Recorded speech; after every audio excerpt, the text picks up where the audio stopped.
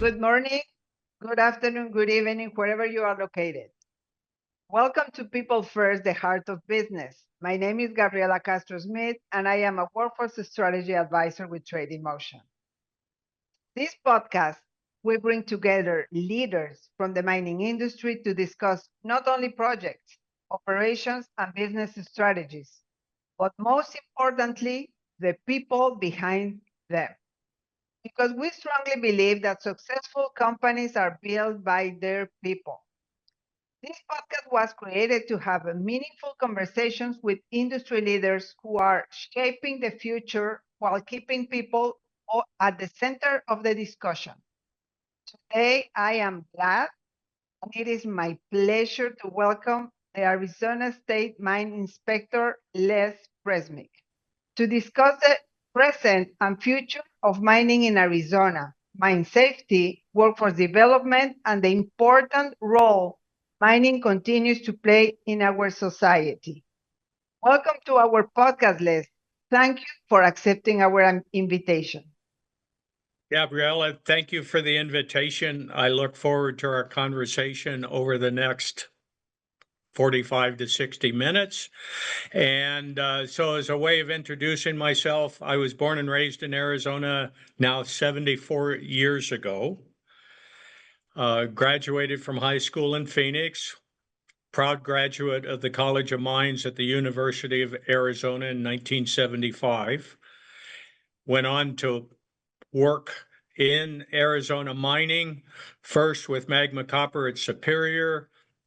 I was there for 9 years, 2 years at San Manuel, and then the last 30 years of my career, I worked for Salt River Project as their mining engineer, dealing with all things to fuel our power generating stations, both coal and uranium. 9 years ago, I retired and continued my community service in the town of Gilbert. I spent 12 years as an elected official as a town council member, but went on to do things like establish our Veterans Advisory Board some 6 years ago, and I continue to serve on that. As an aside, the U.S. Navy is building 3 brand new Virginia-class nuclear submarines, one of which will be christened the USS Arizona. So sometime in the next year to 18 months, there will be a new USS Arizona in the naval fleet. Okay. So that I'm a lifelong not quite a lifelong mineral collector, but I have been since I was 10 years old, and heavily involved in the 2 University of Arizona Gem and Mineral Museums, one in Tucson and the one that we will reopen here in Phoenix, and have been very involved with a number of the gem and mineral societies and shows in and around the state. Wonderful. And I want to tell you that I just visited the Gem Mineral Museum in Tucson. It's impressive. It's beautiful. It's really beautiful. And it is my understanding that you helped that museum. Yes. So the center gallery, the one that highlights Arizona and Mexico, I laid out and I programmed and I set up all the specimens, and we were doing that just prior to the pandemic and then during the pandemic. I was the one volunteer that was allowed in to do all of that work. So yes, that's a very proud accomplishment for both the University of Arizona and all the people that were involved, as well as the part that I played in it. So I'm glad you enjoyed it. Yeah, I encourage our audience to visit the museum. It's really beautiful. And the building, it's an old building and it's really beautiful and clean, and you can spend time. Yeah, it's housed in the site of the historic Pima County Courthouse. So what Gabriela is probably referring to is, among other things, it has this beautiful mosaic dome that is one of the iconic buildings in downtown Tucson. It's also the site where they arrested and arraigned John Dillinger, I think. Anyway, it is the historic county courthouse, and Pima County no longer uses it as a courthouse. They have modern facilities right next door, and they decided to turn it into a tourist destination spot with the University of Arizona Gem and Mineral Museum as the anchor tenant to help make that happen. And they've done a beautiful job restoring the building and keeping it maintained, as Gabrielle mentioned. Yeah, that's true. It's beautiful. 2 weeks ago, I attended the Women in Mining USA Okay. event, national conference, and the reception took place there. And we had the privilege to visit the museum, and it's really, really beautiful. So please visit the museum in Tucson and enjoy Yes. the place. Let's begin with our interview, our discussion. Tell me, what originally attracted you to the mining industry, and now to serve as the Arizona State Mine Inspector? So, as I mentioned, I've been a mineral specimen collector for a long, long time. I started collecting when I was 10 years old. When I was 16 or 17 and thinking about what I wanted to study in college, originally I wanted to be a mineralogist, but there weren't many jobs for mineralogists back then, not like today. And so then my thought process was, well, where do mineral specimens come from? They come from operating mines. Who runs operating mines? Mining engineers. Voila. I made the decision to become a mining engineer as a junior in high school, and I've never regretted that decision. It's been a tremendous profession to be involved with, and very pleased with that decision. However, what I found out was that as I was promoted into higher management positions at the mines, I became that much more visible. And it looks really bad when the assistant general mine foreman is spending his time digging crystals instead of doing real work. So it didn't quite work out quite as well as I expected. But, so fast forwarding 45 years, I retired from SRP 8 years ago. I was very happily and busily retired with my community service, both in the town of Gilbert with our Veterans Advisory Board and the Tucson Gem and Mineral Show and other organizations involving rockhounds and gems and minerals. And then last May, I got a call from the head of the Arizona Mining Association, Steve Trussell, whom I've known for a number of years. He said that the mine inspector was going to resign. Would I be interested in applying for the job? I turned to my wife. I said, this is who's on the phone and this is what he's asking. Her first answer was, no, you're not going to do that. And because, as I mentioned, I'd already been an elected official in the town of Gilbert for 12 years. She knew what it was like to go through campaigns and whatnot. But after I spoke with Paul Marsh, the then state mining inspector, and especially his deputy director, Lori Swartzbaugh, I went back to Paula and I said, this is what the job entails. My schedule is very flexible, so we can still do the things that we like doing, and I can, arrange my schedule accordingly. And she said yes. And then I went through the process of applying. I was one of 7 candidates, and on about September 10th, Governor Hobbs appointed me or asked me if I would take the job. And my first day on the job was October 6th. Okay. And what is what you like the most of your job? Well, I paused and then you jumped in with that question. My next statement was going to be, I love this job. I I know.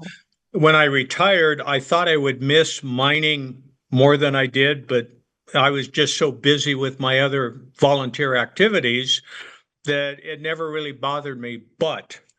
Or I never had any regrets until I got back into this job, and it it's everything that I could have dreamed about as far as getting back into mining.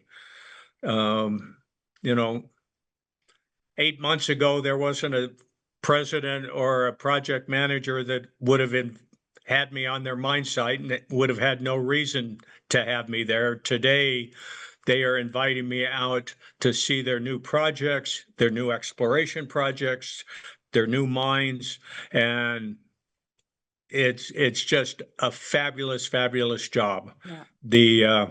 The pay isn't all that good, but I'm not doing it for the money. I'm doing it not only to really enjoy being able to go out and visit these mines and these projects, but to give back to the mining community that gave so much to Paula and myself over my career, and give back to make sure that anybody that's working at a mine is properly trained and also has the safest working conditions possible.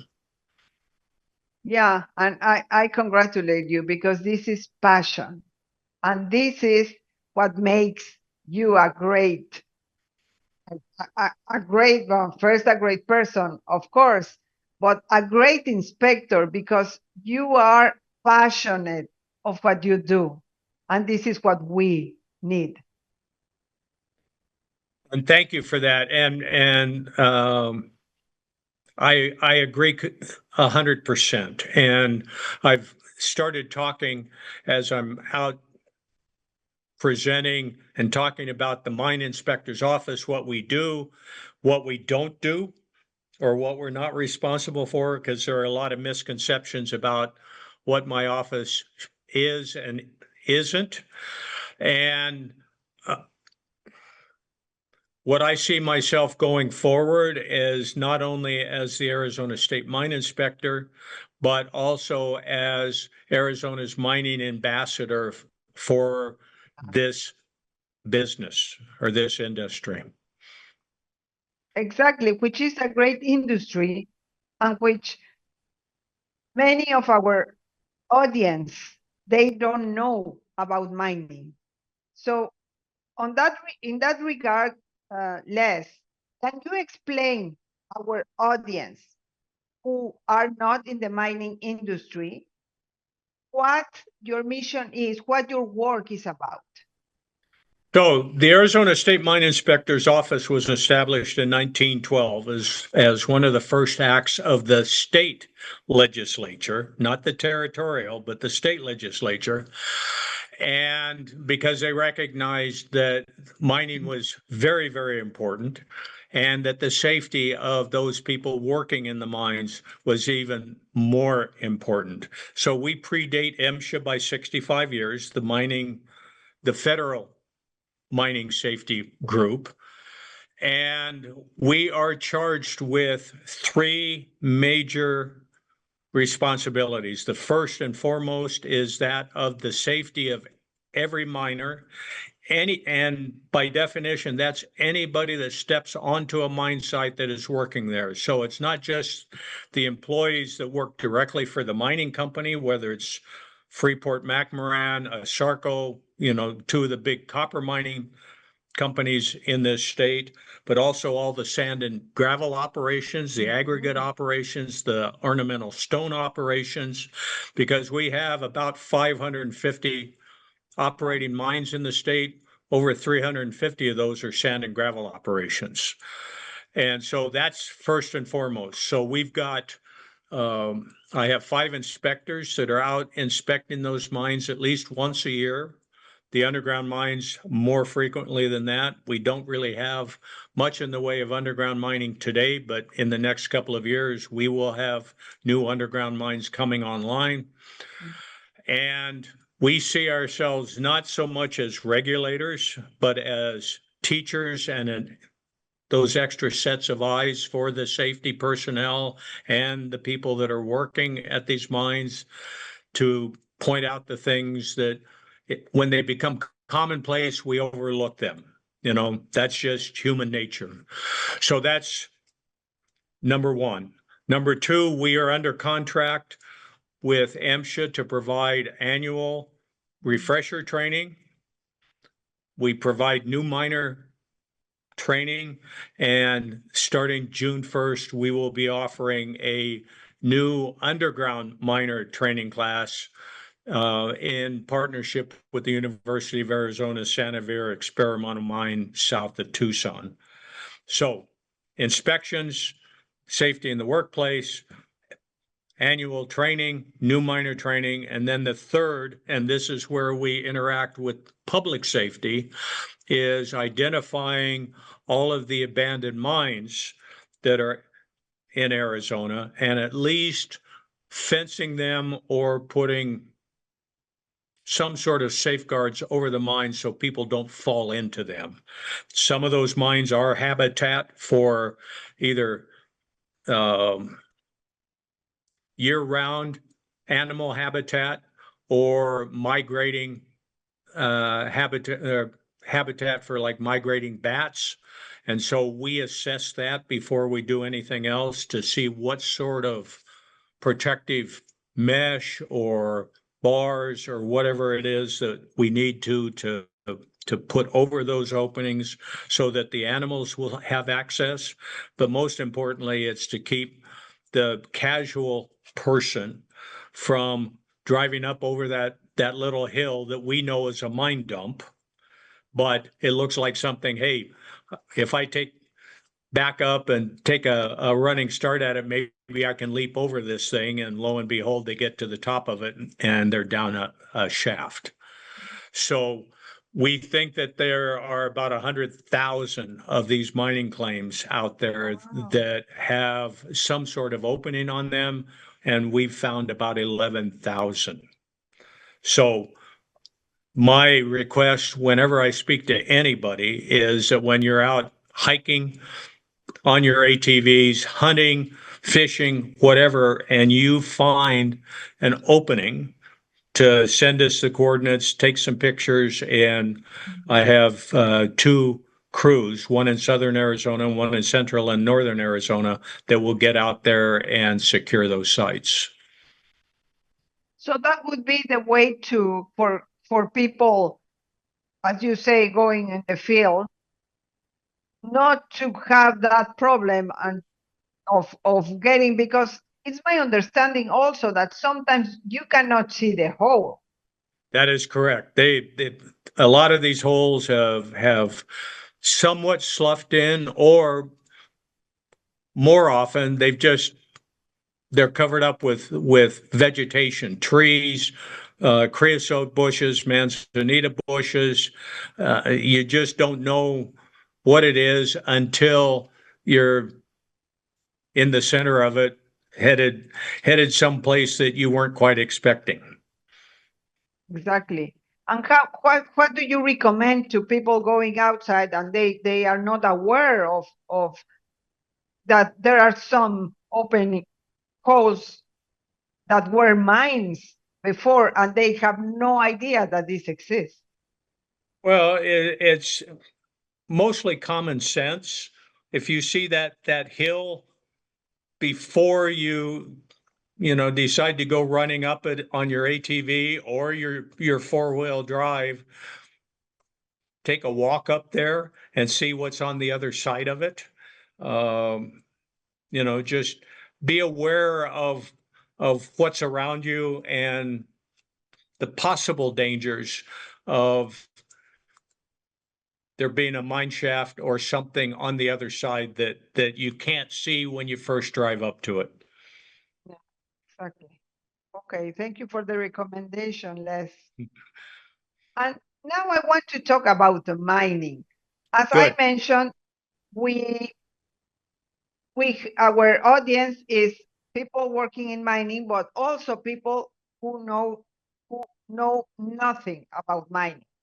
And it's a good moment to talk about the benefits of mining, what mining is, and why we cannot live without mining. So it's always interesting to listen to people talk about banning mining. All right. Because the answer that we can give them very quickly is okay, let's stop mining. What do you want to give up out of your standard of living if we do away with mining? Do you want to give up your telephone? Do you want to give up your car? Do you want to give up your computer? Do you want to give up your home? Because all of those things are the result of the products that mining produces. Mining is the essential industry besides agriculture. You either got to grow stuff to eat or you got to mine stuff to do everything else.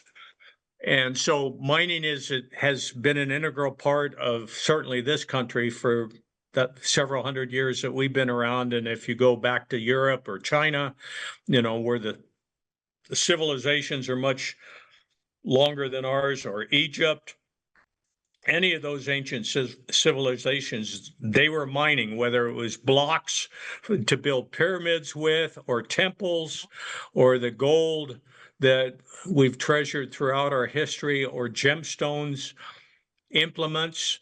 It's critical. So Arizona has been the top copper producer since 1900. We produce more copper than any other state in the union. Today, we produce 70% of all the United States copper. And that copper industry is going very strong. The mining industry in Arizona accounts for about $22 billion in annual revenue and value to the state, taxes, wages, products that mining companies are buying. They employ about 75, I think it's about 75 or 77,000 employees directly or indirectly. For example, at Morenci, they have 3,200 mine employees, and they have almost the same number of contracted employees or contractors that are working at Morenci on various projects. The other thing is that without sand and gravel and cement, you can't have construction because everything is built on concrete, right? That's 177,000 construction jobs that are dependent on the aggregate and the cement industry in the state of Arizona. So mining touches everybody, even though those that are directly employed or indirectly employed are a relatively small percentage of our employment base. The impacts are felt on a daily basis, whether people are thinking about it or not. What's exciting to me, and especially since I've taken this job, is how many projects there are out there and how optimistic especially the hard rock mining industry is in this state and today. Besides the big copper mines like Morenci and Baghdad and Ray and Sierrita and the Mission mine south of Tucson, we've got any number of companies that are spending large sums of money to explore and develop new large copper mines in the state. Hudson Bay, now we know it as Hud Bay, is getting ready to open up their Copper World copper mine south of Tucson. We've got exploration projects in Dewey Humboldt, in Black Canyon City, outside of Mammoth, Arizona. South 32's Hermosa project, very near the Arizona-Mexican border, will be one of only two underground zinc mines in the United States when it goes into production probably early next year. They're currently spending $60 million a month to develop that mine and bring it into production.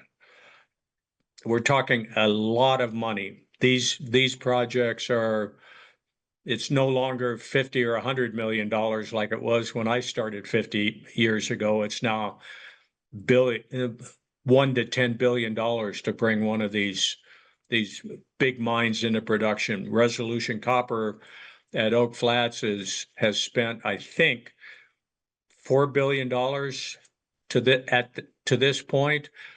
Before they produce their first pound of copper, they will spend a total of $10 billion to bring that mine into production and build the facilities necessary to make it an operating mine. The other gratifying thing that I've seen, it's not just mining engineers and geologists and exploration geologists that are being employed by these mines. They need accountants, they need computer technicians, they need mechanics, they need electricians, they need virtually every discipline and profession that we use throughout our society at these mines. And with the computer technology that's in place now, a number of these mines will either be robotic or autonomous, meaning that there aren't people sitting in the cabs of those big haul trucks or on those big dozers anymore. They're being run by satellite and computer programs, and that's why we don't need truck drivers necessarily or dozer operators, and there are exceptions to that. We need the computer technicians to support the computers that are running that equipment, or the robotic equipment that will be operated at several of the underground mines. And those folks, those computer control centers don't have to be in a small mining town 100 to 200 miles away from a large metropolitan area. Those control centers can be located in Mesa or Phoenix or Tucson, or, so one of the things that has been a disadvantage to attracting people from, let's say, Phoenix or Tucson to go live in Safford or Morenci to work at the mines is no longer a limiting factor. Yeah, and it's very good that you mention it, because the new generation thinks that they will be, as you mentioned, they will be in a small town and working in a place that it would be hard for them to live, and because they want to live in a city. And these new mines that will be built in the next 5-10 years in Arizona would provide these jobs, because the mining industry, as you are aware, provides hundreds of jobs. And in this case, the jobs will be very different from before, from, as you say, when you were working in the mining industry. And that will help the new generation to get into the industry, and the industry to attract this new generation, because it would be like playing a game in a computer. Yes, and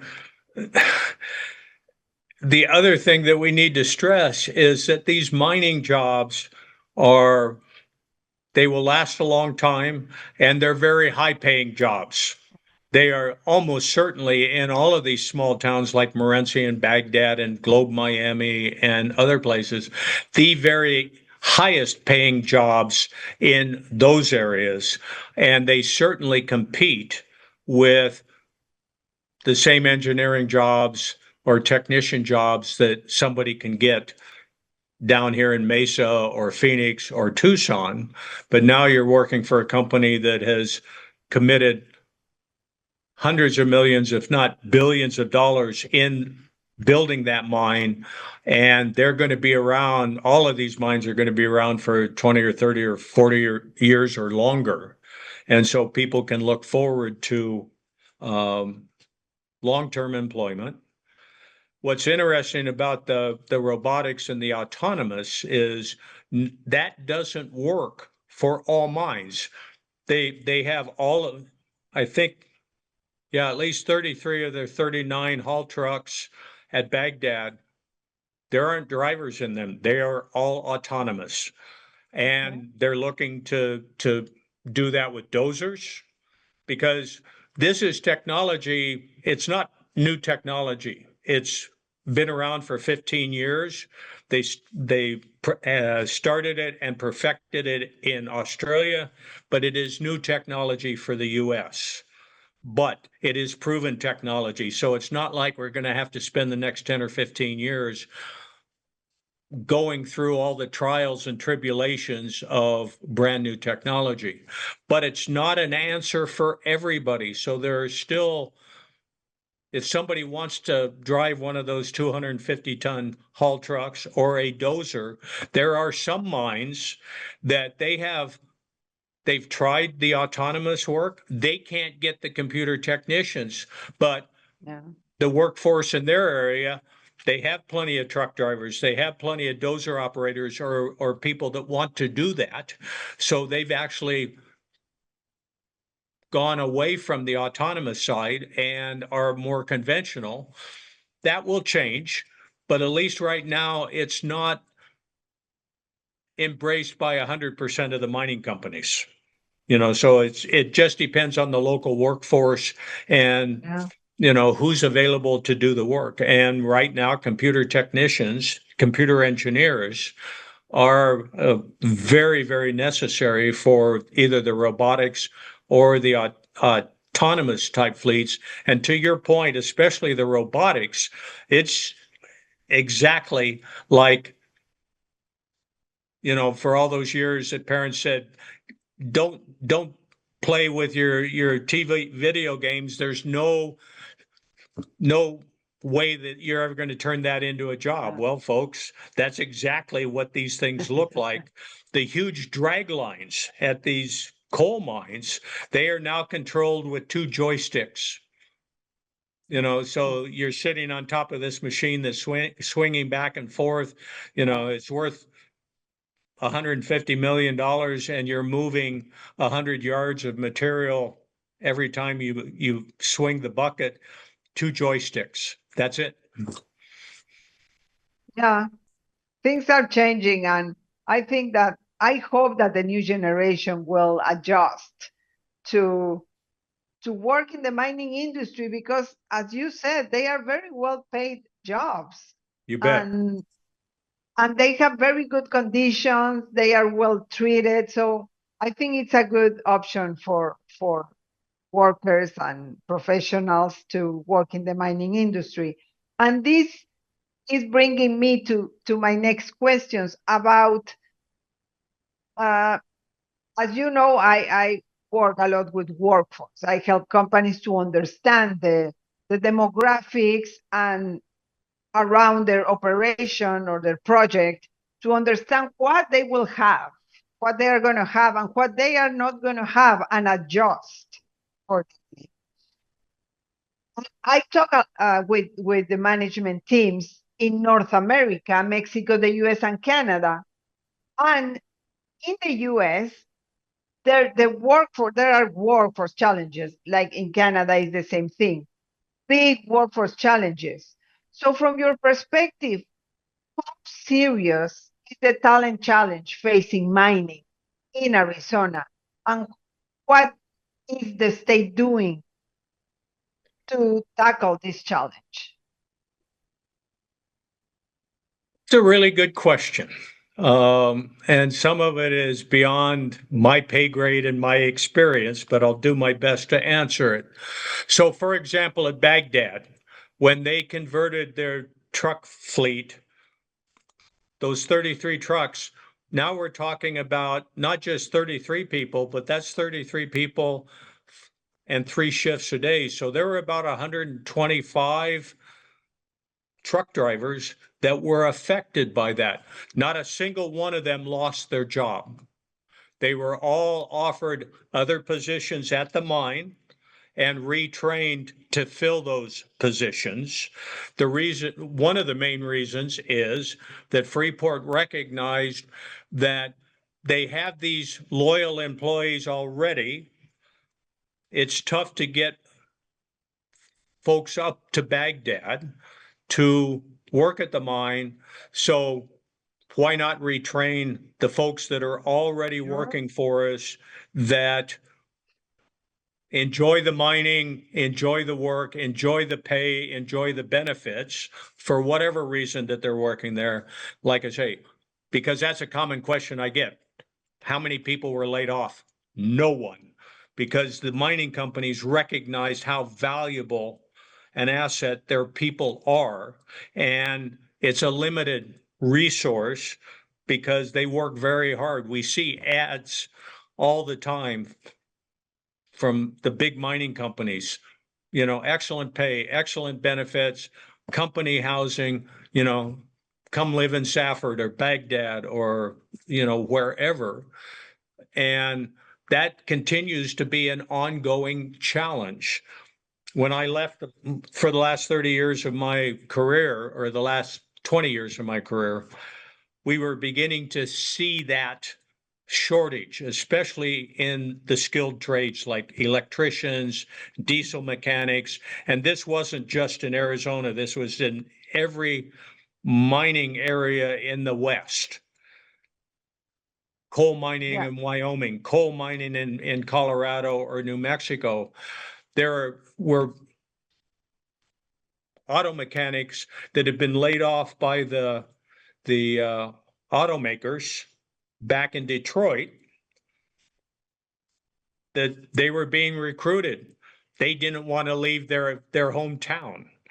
So the people are out there. Now we've got to figure out how to get them here.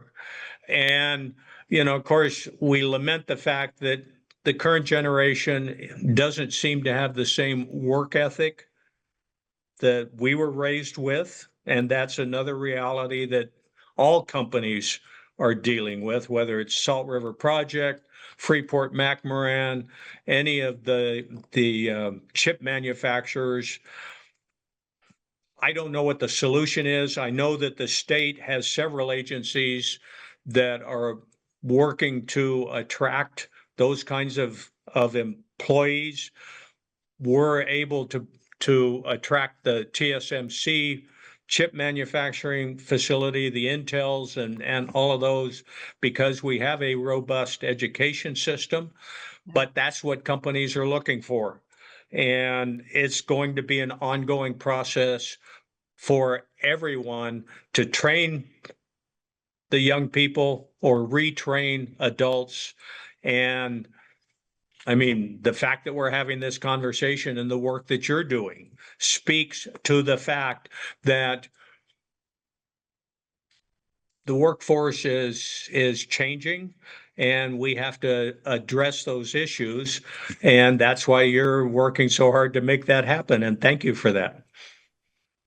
Yeah, thank you. Thank you, Les. And now it came to my mind that I had my previous guest was Adam Hawkins. And he said, there is no mining without miners. That was what stayed in my mind. There's no mining with no miners. So we need to figure out the way to bring more workers, more professionals to the mining industry. And also the competition is voracious with other industries. So that's what we need to. We do a great job. I see companies doing a great job and helping their talent in as much as they can. And anyway, it's sometimes hard to have the right and skilled talent for the mining operations. That's exactly right. I mean, when I was talking about the autonomous technology, it started in Australia 15 years ago with Caterpillar and in partnership with some of the big mines down there, because 15 years ago, they were offering truck drivers, heavy equipment operators, $150,000 a year to come work at their mines. Now, in Australia, those mines are out in the middle of nowhere, but the schedules were, 2 weeks on and 2 weeks off, or, so, and they'd fly you in and out, and they couldn't get people. Think about, so today that's like $300,000, right? So that's where the technology and the need started. And we're seeing the same thing here. But by the same token, to your point, we probably need to do a little better job advertising and advocating the fact that mining today is not like it was when I started 50 years ago, where Yeah. at the magma mine at Superior, miners were miners. And by that, I mean, if you were a miner at the magma mine, you were drilling, you were blasting, you were mucking, moving material, you were timbering. Manual, or the strength of the miners, the strength of the people working there, the physical strength was what made that mine operate. Now, the next generation with Resolution Copper at Oak Flats, they will be producing 50 to 60,000 tons a day, and all the people will be sitting in a control room someplace with their joysticks running that equipment. They'll never see the underground unless the company says, hey, this is what it looks like underground. Let's take a 4-hour tour so you can see what the equipment looks like. Then you can go back to your office and run the equipment from Mesa or Phoenix or wherever they put their control center. So there's a lot of stigma attached to being a miner, but there's a lot of joy in my mind being a miner and being one of those people that produce the fundamental building blocks of what makes our country as great as it is, as well as Mexico and Canada in this North American bloc. We've got mining everywhere. I mean, Mexico is still a storehouse of extreme riches. Canada is probably more untouched than Arizona and the United States is, but we can produce a lot of what we need between those three countries. We've just got to exactly invest the money. The money is out there. That's the one thing, that there's a lot of optimism in the industry today. A lot of companies coming in and doing a lot of exploration, and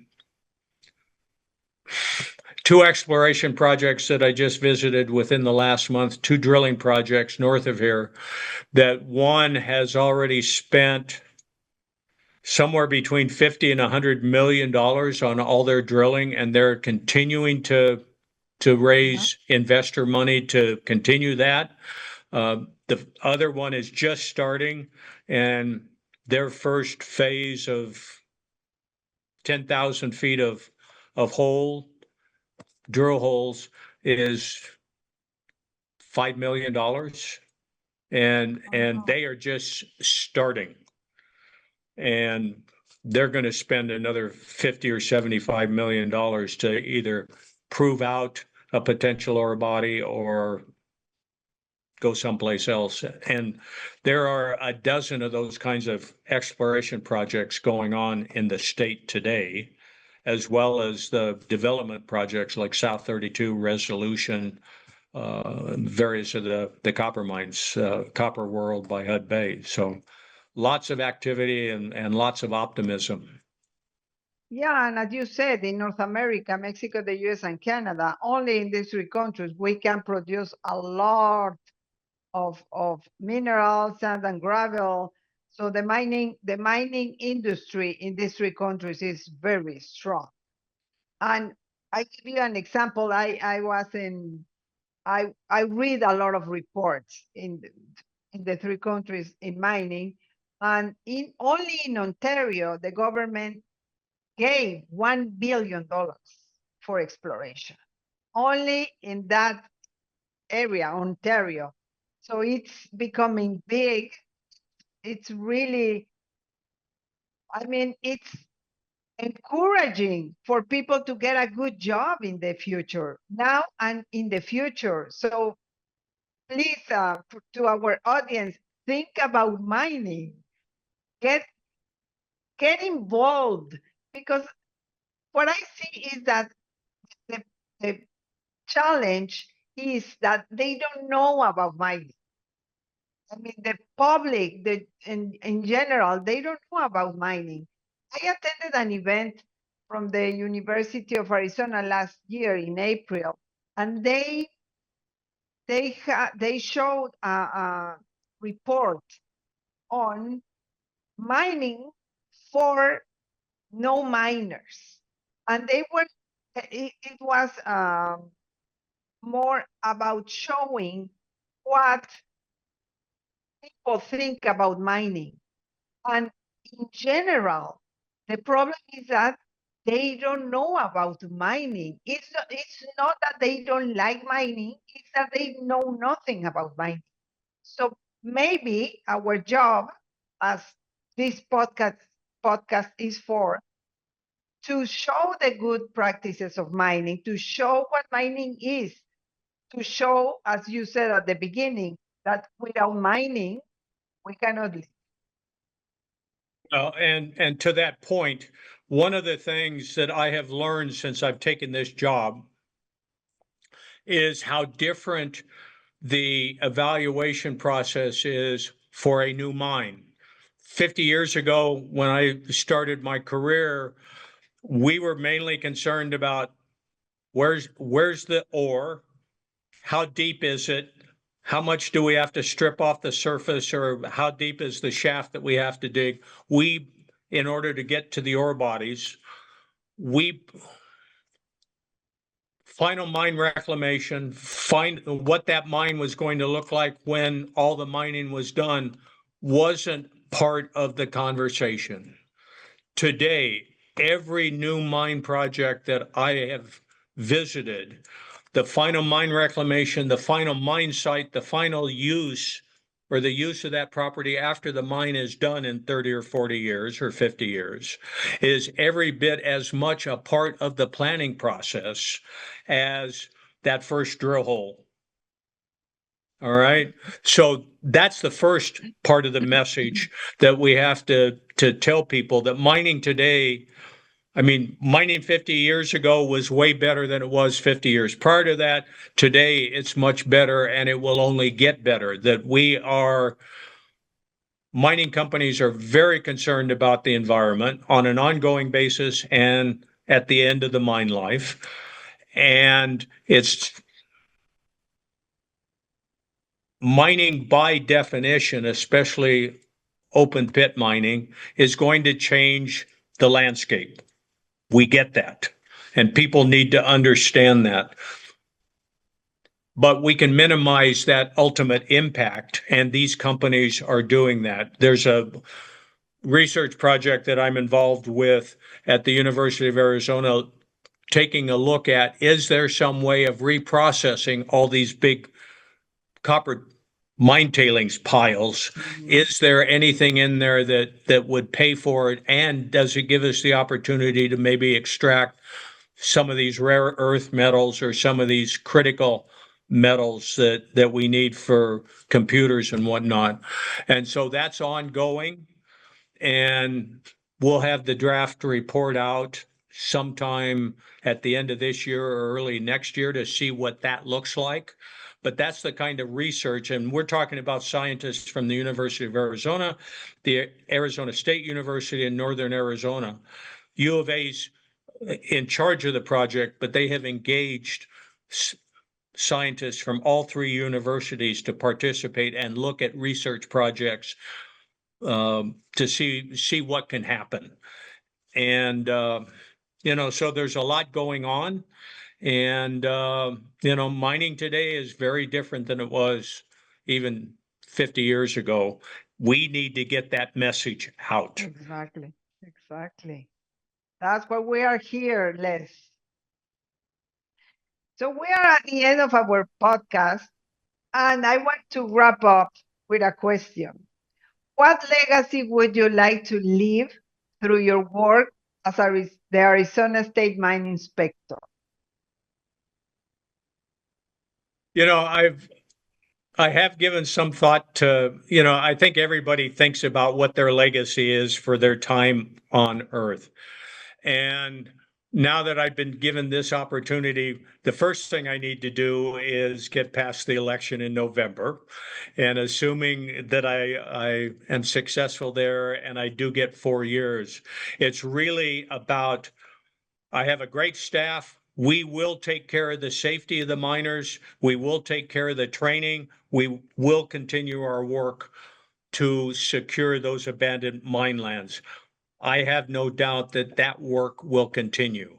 My legacy, I hope, is that as a self-proclaimed ambassador for Arizona mining or mining in Arizona, that I can begin to move that needle to where mining becomes more acceptable to the general public, and that I can help educate the general public in what mining is, why it's important, and why it's a good thing, not something that we still have politicians and elected officials that want to stop or make too difficult to make happen. One last thing, the U of A initiated this either a year or 2 years ago. They are putting on week-long seminars, workshops for science teachers, elementary school teachers that they've already experienced. When they bring the teachers in, their entrance interviews, if you will, are, we don't like mining. We think mining is horrible. We think mining is destroying the environment. 5 days later, those same people, those same teachers are now walking out saying, we had no idea. We now understand how important mining is, and we like what we have been exposed to. I will be part of those classes coming up this year or this June. So I'm looking forward to that. Okay.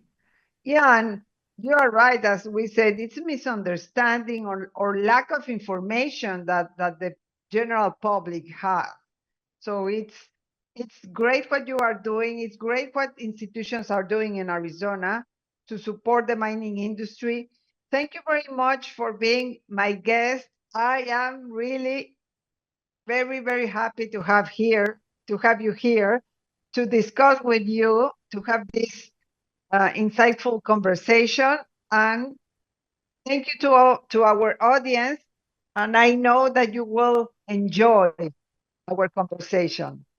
Thank you very much, Absolutely. Les. Thank you for what you're doing, and thank you for this opportunity. Thank you.